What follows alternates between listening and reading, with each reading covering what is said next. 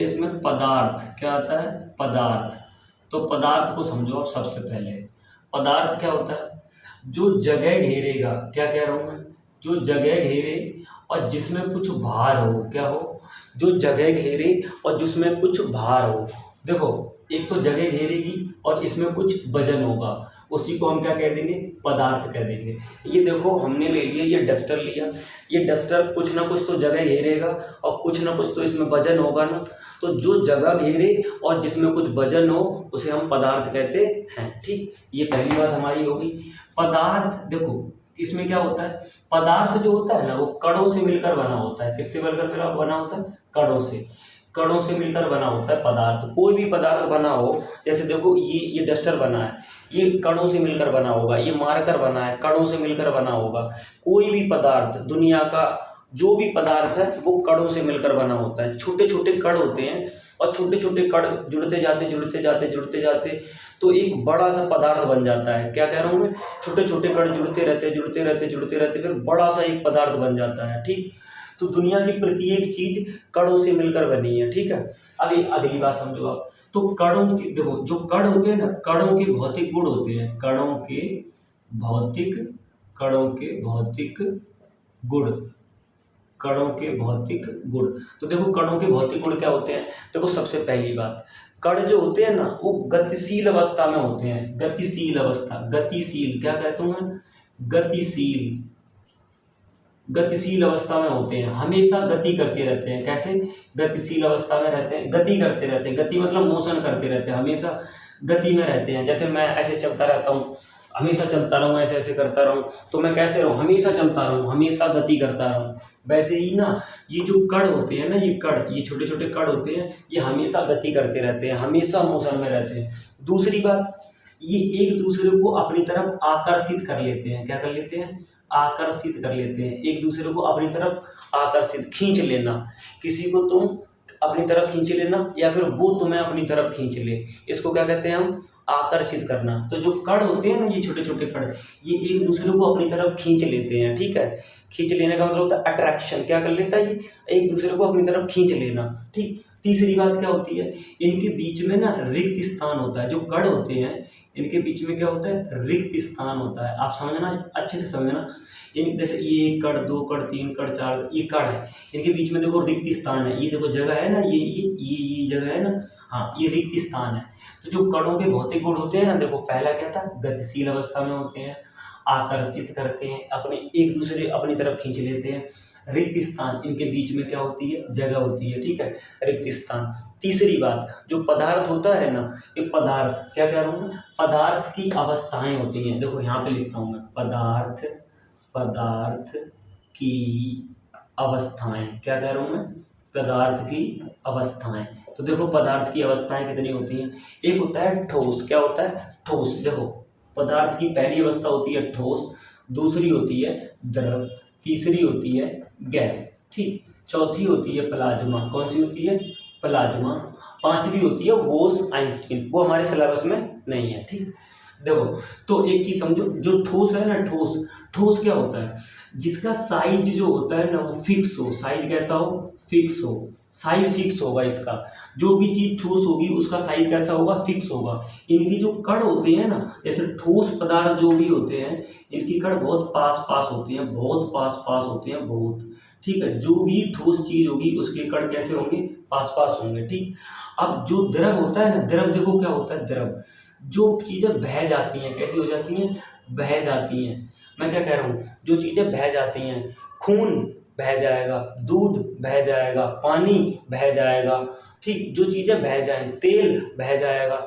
जो चीजें फैला दो आप और जो बह जाएं, फैल जाएं, बहती चली जाएं, उनको क्या कहते हैं, हम द्रव कहते हैं। क्या कहते हैं, इनके कण जो होते हैं ना, कण, एक बात समझना, जैसे इनके कण, जो द्रव होता है, द्रव के कण ठोस से ना थोड़े दूर दूर होते हैं। कैसे होते हैं, दूर दूर होते हैं। ठीक है, दूर दूर होते हैं, इसके कण दूर दूर होते हैं थोड़े।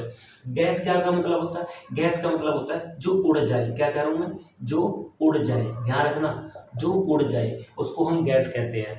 तो देखो जो उड़ जाए इसका क्या मतलब है, क्या क्या उड़ जाएगा, ऑक्सीजन। देखो एक बात समझो, एलपीजी सिलेंडर उड़ जाएगा, एलपीजी सिलेंडर नहीं उड़ जाएगा, गैस उड़ जाएगी ना, एलपीजी, सीएनजी उड़ जाएगी। ठीक। तो जो गैसें उड़ जाती हैं, जो उड़ जाए वो गैस मान लो, आप समझ रहे हो ना, जो उड़ जाए। अगली बात समझो, प्लाज्मा। प्लाज्मा एक ऐसी अवस्था होती है, मतलब प्लाज्मा जैसे मान के चलो हमारी, जैसे हमने हमारी जो बलगम होती है ना, वो प्लाज्मा मान लो आप, क्या मान लो, प्लाज्मा। मतलब एक जगह थूक दो आप तो वो वहीं पड़ी रहेगी, ना हिलेगी ना डुलेगी ना इधर उधर। लेकिन प्लाज्मा समझ रहे हो ना, प्लाज्मा मतलब लावा, जो लावा निकलता है ना जमीन से, कभी विस्फोट होता है तो लावा निकलता है, वही प्लाज्मा फॉर्म में होता है, थोड़ा लिबलिबा सा होता है, उसी को कहते हैं प्लाज्मा। ठीक है। तो देखो ये पदार्थ की अवस्थाएं थी, हमने बता दी, ठोस, द्रव, गैस, प्लाज्मा। इसके बाद की बात करते हैं हम। देखो इसके बाद क्या है, इधर आते हैं, देखो इधर, ये इसके बाद इधर, इधर इसके बाद आता है गलनांक। क्या आता है, गलनांक। बात को समझना अच्छे तरीके से, गलनांक। मेल्टिंग पॉइंट, क्या कहते हैं इसको, मेल्टिंग पॉइंट। क्या करें, मेल्टिंग पॉइंट। ठीक है, बात को समझो, गलनांक क्या होता है, गलनांक जब कोई ठोस पिघल के द्रव बन जाए, जैसे कोई चीज, कोई पदार्थ ठोस है, ऐसा है ठोस, और ठोस से वो क्या बन जाए, द्रव बन जाए, ठोस से द्रव बन जाए, उसी को हम गलनांक कहते हैं। और कोई तापमान, ताप तो लगाना पड़ेगा ना, टेम्परेचर देना पड़ेगा। ये ठोस है, हमने इस पे तापमान लगाया और ठोस से कैसी हो गई, द्रव हो गई, तो ये द्रव बन गई ना, उसी को हम गलनांक कहेंगे। देखो समझो कैसे, जैसे मान लो लोहा है, क्या है, लोहा। अगर मुझे लोहा को गलाना है तो 1538 डिग्री सेल्सियस तापमान देना होगा, तो लोहा गल जाएगा। ठीक। दूसरी बात, अगर हमें सोना गलाना है, क्या गलाना है, सोना, तो हमें क्या करना है, 1064 डिग्री सेल्सियस तापमान देना होगा, तो सोना भी गल जाएगा। गल जाने का मतलब पिघल जाएगा। ठीक है। अब हमें हीरा, हीरा का भी आपका होता है 3035 के करीब 3035 सेल्सियस, हीरा भी पिघल जाएगा। तो बात समझ में आ रही, पिघलना, गलनांक, गलनांक ना, पिघलना हम लोग अपनी भाषा में कहते हैं, गलनांक ये किताब की भाषा में है। ठीक। तो गलनांक आप समझ गए होंगे, गलनांक क्या करूँ, कोई ठोस, लोहा ठोस होता है ना, सोना ठोस होगा ना, हीरा ठोस होगा। ठोस ये द्रव में आ जाए, द्रव का मतलब होता है कि पिघल जाए, द्रव में आ जाए। द्रव का मतलब है जो बहने लगता है, खून, पानी, दूध, ये सब बहने। अब इसके बाद गलनांक के बाद हमारा दूसरा आता है, क्या आता है, देखो दूसरा पॉइंट हमारा क्या है, गलनांक के बाद दूसरा है हमारा ऊर्ध्वापातन। क्या है, ऊर्ध्वापातन। देखो ऊर्ध्वापातन, ऊर्ध्वापातन, इसको इंग्लिश में कहते हैं सब्लिमेशन। क्या कहते हैं, सब्लिमेशन, सब्लिमेशन। ठीक है। तो देखो ऊर्ध्वापातन क्या होता है, आप समझो। ऊर्ध्वापातन का मतलब होता है कि कोई ठोस है, कोई ठोस है, ठीक, कोई ठोस है, और ये द्रव में नहीं जाएगा। किस में नहीं जाएगा, द्रव में नहीं जाएगा, मतलब द्रव में नहीं जाएगा। ठीक। इस पे ताप लगाओ, आप क्या लगाओ, ताप लगाओ, और ये द्रव में नहीं जाएगा और सीधा गैस बन के उड़ जाएगा, गैस बन जाएगा। क्या बन जाएगा, गैस। क्या बन जाएगा, गैस। बात को समझो, यहाँ नहीं जाना। कपूर जो होता है ना, वो ठोस होता है। कपूर कैसा होता है, कपूर में ना आप कपूर को जलाओगे ना, तो वो द्रव नहीं बनेगा, सीधे गैस बन के उड़ जाएगा। ठीक है। नेपथलीन की गोलियां होती हैं ना, वो उड़ जाती हैं, नेपथलीन की गोलियां। ड्राई आइस होती है, सूखी बर्फ, क्या कह रहा हूँ मैं, ड्राई आइस, ड्राई आइस। ठीक, ड्राई आइस। ठीक। नेपथलीन की गोलियां, कपूर, ये सब क्या है, ऊर्ध्वापातन। ये सब क्या है, ऊर्ध्वापातन के उदाहरण हैं ये। देखो तुम, ये जो चीज है ये ठोस है, कैसी है, ठोस। ठीक। अब ये ठोस क्या करेगा, द्रव में नहीं जाएगा, सीधे किस में चला जाएगा, गैस में, और उड़ जाएगा। गैस में चलने जाने के बाद क्या है, उड़ जाएगा, उसी को हम कह देते हैं ऊर्ध्वापातन। ठीक। इसके बाद एक और चीज समझाता हूं मैं तुम्हें। ऊर्ध्वापातन के बाद एक चीज आती है क्वथनांक। क्या आता है, क्वथनांक। देखो यहाँ पे बता रहा हूँ मैं, क्वथनांक, क्वथनांक।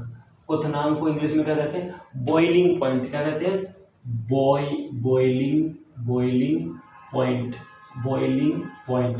तो देखो बॉइलिंग पॉइंट क्या होता है, क्वथनांक क्या होता है, इसको समझो बहुत बढ़िया तरीके से।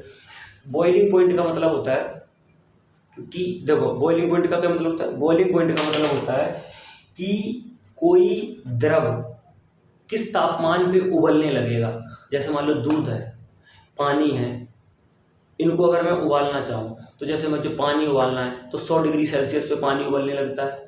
ऐसे ही 100.5 डिग्री सेल्सियस पे दूध उबलने लगता है। बकरी का दूध बकरी का दूध और जल्दी उबल जाएगा, भैंस का दूध थोड़ा वैसा ज़्यादा लेता है। तो देखो एक बात समझो, जैसे पानी है, पानी कितना 100 डिग्री सेल्सियस पे उबल जाता है, ठीक। और जो दूध है वो 100.5 डिग्री सेल्सियस पे उबल जाता है। तो कितने डिग्री सेल्सियस पे कोई द्रव उबल जाएगा, कोई द्रव है, द्रव का मतलब होता है जो बह जाए, वो कितने तापमान पे उबल जाएगा, क्या करेगा, उबल जाएगा, उसी को हम क्या कह देते हैं, वो क्वथनांक, क्या कहते हैं, क्वथनांक। दूध कितने टेम्परेचर पे गर्म हो जाएगा, पानी कितने टेम्परेचर पे गर्म हो जाएगा, उबल जाएगा, उसी को हम क्या कह देते हैं, क्वथनांक। क्या कह देते हैं, क्वथनांक। इसके बाद एक चीज़ और होता है, इसमें एक हेडिंग और होती है, बाष्पीकरण। क्या होती है, बाष्पीकरण। यहाँ पे जगह है, यहाँ बता देता हूँ, ठीक, यहाँ बता देता हूँ, ठीक, समझ लो आप, है बाष्पीकरण। क्या, बाष्पीकरण, बाष्पीकरण। बाष्पीकरण क्या होता है, पानी का बाष्प बन के उड़ जाना, पानी का भाप बन के उड़ जाना बाष्पीकरण कहलाता है। पानी का भाप बन के, देखो समुंदर है, वो समुद्र, नदियाँ, तालाब, इनका पानी जो होता है ना वो भाप बन के उड़ जाता है, ठीक है। कभी कपड़े सुखाने हो तुम्हें, तो कपड़े सुखाते हो ना, तो कपड़े भीगे होते हैं ना, उनका सबका पानी पता नहीं कहाँ उड़ जाता है, समझ रहे हो, भाप बन के पानी का उड़ जाना ही बाष्पीकरण कहलाता है, ठीक। तो देखो पूरा चैप्टर हो गया है 11 मिनट 33 सेकंड में, पूरा चैप्टर, इससे बाहर नहीं आ सकता, ठीक। अब अगले चैप्टर में मिलते हैं, बाय।